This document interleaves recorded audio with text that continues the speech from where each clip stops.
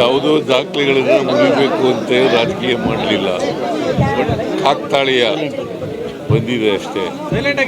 So Devaraja ಅರಸರವರು ಎಷ್ಟು ವರ್ಷ ಮಾಡಿದ್ದಾರೆ, ಎಷ್ಟು ದಿನಗಳು ಮಾಡಿದ್ದಾರೆ ಅನ್ನೋದು ಗೊತ್ತಿರಲಿಲ್ಲ. ಇವತ್ತು ದೇವರಾಜ ಅರಸರವರ ಜನರ ಆಶೀರ್ವಾದದಿಂದ ಅದನ್ನು ಮುರಿತಕ್ಕಂಥ ಅವಕಾಶ ಸಿಕ್ಕಿದೆ. ನನಗೆ ಸಮ ಮಾಡ್ತಕ್ಕಂಥ ಅವಕಾಶ ಸಿಕ್ಕಿದೆ. ನಾಳೆ ಆದರೆ ಅದು ಬ್ರೇಕ್ ಆಗುತ್ತೆ. ಗೊತ್ತಿಲ್ಲ ನನಗೆ. ನಾಳೆ ಬ್ರೇಕ್ ಆಗುತ್ತೆ. ಇದು ಪರಿಪೂರ್ಣ ಅವಧಿ ಮುಗಿಸ್ಬಿಟ್ಟು ಮತ್ತೊಂದು ದೊಡ್ಡ ಇತಿಹಾಸ ಸೃಷ್ಟಿ ಮಾಡ್ತೀರಾ? ಇದು ಪರಿಪೂರ್ಣ ಅವಧಿ ಮುಗಿಸಿ ಇತಿಹಾಸ ಸೃಷ್ಟಿ ಮಾಡ್ತೀರಾ? ಅದು ಮತ್ತೆ ಅದು ಹೈಕಮಾಂಡ್ನವ್ರು ತೀರ್ಮಾನ ಮಾಡೋದು. ಹೈಕಮಾಂಡ್ನವ್ರು ಯಾವಾಗ ತೀರ್ಮಾನ ಮಾಡ್ತಾರೆ ಅಂತ ಗೊತ್ತಿಲ್ಲ. ವಿಶ್ವಾಸ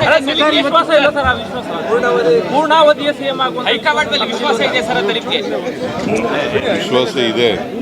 ವಿಶ್ವಾಸ ಇದ್ದವರು ಚೀಫ್ ಮಿನಿಸ್ಟರ್ ಹೆಂಗಿದೆ? ಪೂರ್ಣಾವಧಿ ಸಿಎಂ ಆಗ್ತಿರೋ ವಿಶ್ವಾಸ ನಮಗೆ ಪೂರ್ಣಾವಧಿ ಸಿಎಂ ಆಗ್ತಿರೋ ವಿಶ್ವಾಸ. All depend upon high command's decision. Sir, but ಇವತ್ತು ಎಲ್ಲ ಕಡೆಯಲ್ಲೂ ಕೂಡ ನಾಟಿ ಕೋಳಿ ಪಲಾವ್ ಹಂಚ್ತಾ ಇದೆ. ನಾಟಿ ಕೋಳಿಗೆ ಬ್ರಾಂಡ್ ಅಂಬಾಸಿಡರ್ ಆಗ್ಬಿಟ್ಟಿದ್ದೀರಾ. ನಾಟಿ ಕೋಳಿ ಪಲಾವ್ ಹಂಚ್ಬಿಟ್ಟಿದ್ದಾರೆ ಅಭಿಮಾನಿಗಳು. ಗೊತ್ತಿಲ್ಲ, ಅಲ್ಲಲ್ಲ ರಾಜ್ಯಾದ್ಯಂತ. I do not know about it. ನನಗೆ ಗೊತ್ತಿಲ್ಲ, ಮತ್ತೆ ಯಾರು ಮಾಡ್ತಾ ಇದ್ದಾರೆ ಅಂತಲೂ ಗೊತ್ತಿಲ್ಲ. ಅಲ್ಲ, ನಿಮಗೆ ಗೊತ್ತಾಗಲ್ಲ ಸರ್. ನಾನು ಹಳ್ಳಿಯವನಲ್ವಾ. ಸಾಮಾನ್ಯವಾಗಿ ನಮ್ಮ ಹಳ್ಳಿನಲ್ಲಿ ನೆಂಟರು ಬಂದಾಗ ಮಾತ್ರ ನಾಟಿ ಕೋಳಿ ಕುಯ್ಯೋರು, ನೆಂಟರುಗಳು ಬಂದಾಗ.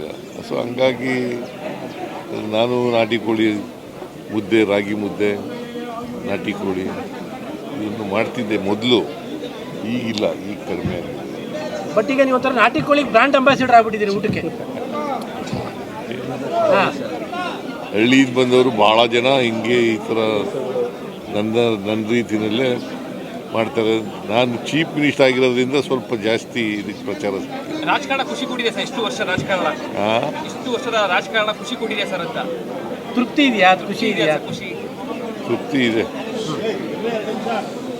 ಯಾಕೆಂದರೆ ಜನರಿಗೆ ಕೆಲಸ ಮಾಡೋದೇ ಖುಷಿ. ರಾಜಕಾರಣ ಅಂದ್ರೇನು? ಬಡವರು, ದಲಿತರು, ಹಿಂದುಳಿದವರು ಅವ್ರಿಗೆ ನ್ಯಾಯ ಕೊಡಿಸ್ಕೊಡ್ತಕ್ಕಂಥದ್ದು, ಅವ್ರ ಕೆಲಸ ಮಾಡಿಕೊಡ್ತಕ್ಕಂಥದ್ದು. ಬಟ್ ಯಾವತ್ತಾದ್ರೂ ಅನ್ಕೊಂಡಿದ್ರ ಸರ್ ಈ ಥರದೊಂದು ರೆಕಾರ್ಡ್ ಮಾಡಬಲ್ಲೆ ನಾನು ಒಬ್ಬ ಸಿದ್ದರಾಮಯ್ಯನಿಂದ ಬಂದ್ಬಿಟ್ಟು? ನಂಗೆ ಗೊತ್ತೇ ಇಲ್ಲ. ನಾನು ಭಾಳ ಹೆಚ್ಚಂದರೆ ಒಂದು ಸಾರಿ MLA ಆಗಬೇಕು ಅಂತ ಅಂದ್ಕೊಂಡಿದ್ದೆ. MLA ಆದೆ, ಆಮೇಲೆ ಅವಕಾಶಗಳು ಸಿಕ್ತು.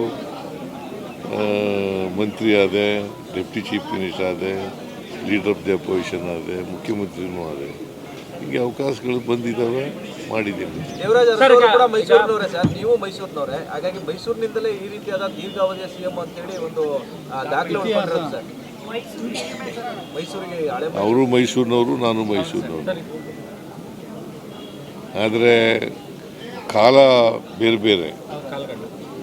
ಕಾಲಘಟ್ಟ ಇದೆಯಲ್ಲ, ಅವರಿದ್ದಂಥ ಕಾಲ 72ರಿಂದ 80ರವರೆಗೆ ಇದ್ದರು ಅವರು.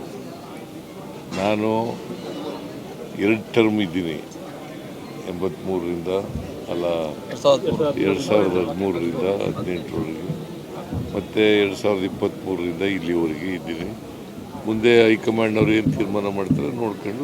ಪ್ರಬಲ ಜಾತಿಗಳ ನಡುವಿನ ಇಷ್ಟೊಂದು ಪೈಪೋಟಿ ನಡುವೆ ಕುರುಬ ಸಮುದಾಯದಿಂದ ಬಂದ್ಬಿಟ್ಟು ಈ ಲೆವೆಲ್ಗೆ ಬರೋದು it is not A easy task.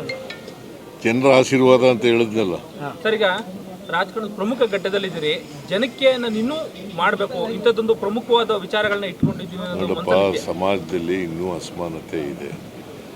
ಅಸಮಾನತೆ ಹೋಗೋವರೆಗೂ ನಾವು ಸಾಮಾಜಿಕ ಎಲ್ರಿಗೂ ನ್ಯಾಯ ಸಿಕ್ಕವರೆಗೂ ಹೋರಾಟ ಮಾಡ್ತಲೇ ಇರ್ತೀವಿ, ಮತ್ತು ಆ ಜನಗಳ ಕೆಲಸ ಮಾಡ್ತಲೇ ಇರ್ತೀವಿ.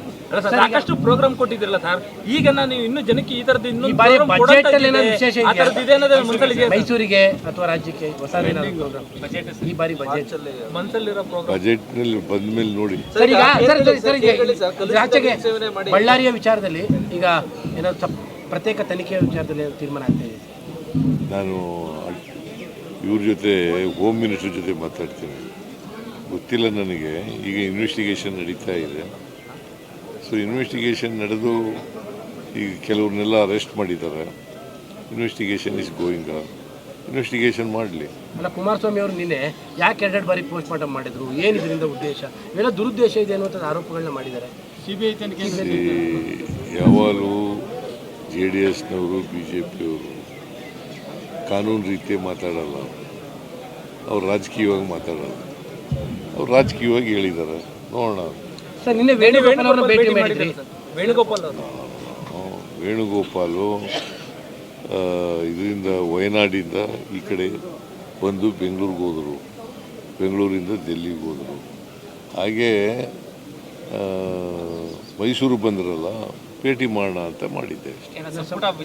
ಪುನರಚನೆ ಈ ಸತಿ ಏನಾದ್ರು ಮಾತಾಡ್ತೀರಾ ಸರ್ ಡೆಲ್ಲಿಲಿ? ಸಂಪುಟ ಪುನರಚನೆ ವಿಚಾರ ಏನಾದ್ರು ನೋಡೋಣ, ಅವ್ರು ಕರೀಲಿ ಮಾತಾಡ್ತಾರೆ. ಸರ್, ಈಗ ಭೋಗದಿ ಪಟ್ಟಣ ಪಂಚಾಯತ್ ಒಂದು ಹುಡುಗ ಕೆಲಸ ಮಾಡ್ತಿದೆ ಸರ್. ಕೇರ್ಗಳ್ಳಿಯಲ್ಲಿ ಕಲುಷಿತ ನೀರು ಸೇವನೆ ಮಾಡಿ ಒಂದು ಹುಡುಗ ಸತ್ತೋಯ್ತು. ಅದಕ್ಕೆ ನೀವು ಕೆಲಸ ಕೊಡ್ತೀನಿ ಅಂತ ಟ್ವೀಟ್ ಮಾಡಿ ರಿಲೀವ್ ಮಾಡಬೇಕು ಅಂತೇನೋ ಇದಾಗ್ತಿದೆ. ಡಿ ಸಾಲುಂಡಿ ಹುಡುಗ ಸರ್, ನಮ್ಮ ಗಮನಕ್ಕೆ ತರ್ತಾ ಇದೀವಿ ವಿಚಾರ. ನೋಡೋಣ, ನಾನು ವಿಚಾರ ಮಾಡ್ತೀನಿ.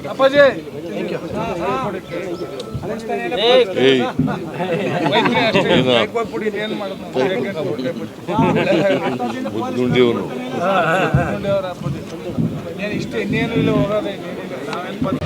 ಮತ್ತಷ್ಟು ಸುದ್ದಿಗಳಿಗಾಗಿ ನೋಡ್ತಾ ಇರಿ ಪಬ್ಲಿಕ್ ನ್ಯೂಸ್ 24x7. ಇದು ಸತ್ಯದ ಧ್ವನಿ.